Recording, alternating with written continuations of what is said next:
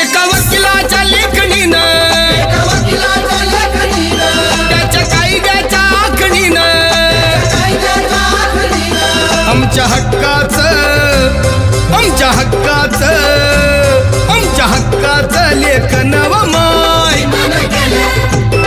मग कुणी नाही केलं भलं व माय अग दिल्लीचं दालन फुलं व माय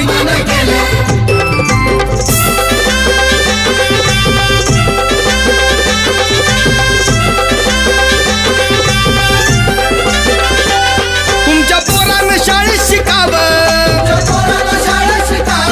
आशाला जारीला मुकावं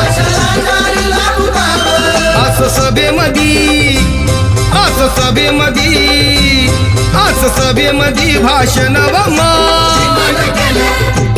मग कुणी नाही केलं भलं